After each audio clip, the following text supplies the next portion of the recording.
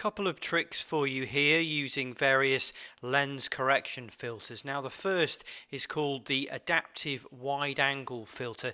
This is actually to correct problems with very wide angle lenses, sort of 24mm and below. But it's actually been found to have great use for correcting problems of converging verticals. So that's when you tilt the camera up at a building and the edges of the building appear to sort of go in towards each other. So things look kind of quite strange. It's a perspective problem rather than a lens distortion problem, but this filter is great for ironing those out. So I'm just going to show you quickly how that works.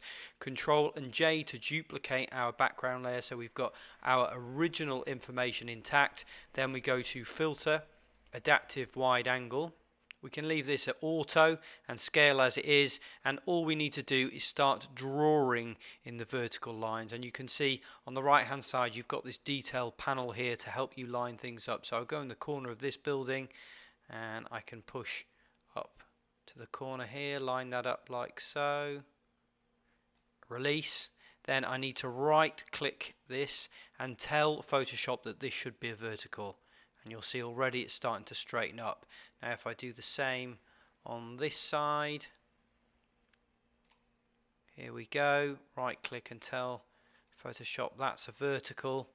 Positions on this building, again vertical, and let's try in this corner here, draw up to the corner and vertical, and you can see how this is starting to work. Let's try down here. Again, right click this for vertical, and we're almost there. I'm going to try the top corner on this, go down to there, vertical again, and things really straightening nicely. Let's just try this end, and about here, and right click, a little bit of change there, not too much, and perhaps this side here.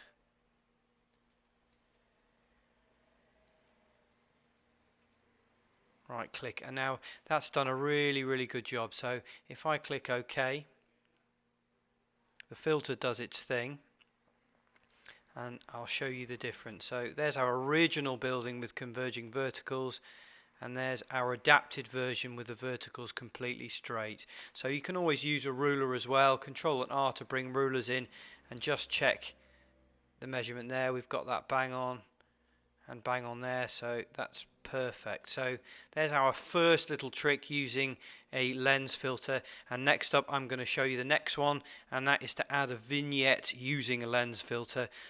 So I'm going to start by creating a merge duplicate layer on top, so everything is still underneath.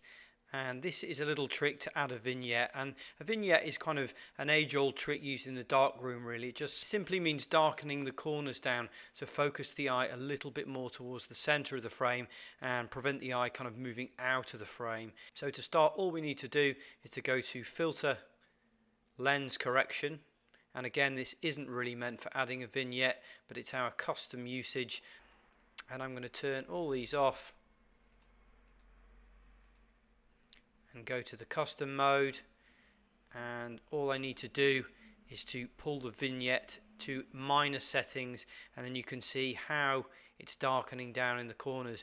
I can also adjust the fade so it brings in a little bit more, or if I go that way it's kind of moving out towards the edge of the frame and looks a bit sharper. Probably go something like this so it's not too blunt in the very corners. Then click OK, and if I turn the layer on and off, you can see there how the eye is kind of focused more towards the center of the frame. Perhaps if you decide you don't want the vignette to darken the building itself, you can add a layer mask there. Take the brush tool with B, a black brush, and then perhaps just go into this area here and just keep it a little bit away from the corner. So I'm going to push up a little bit more with a very soft brush. If I want, I can just smooth that over afterwards, and if I turn this on and off, you can see our finished result.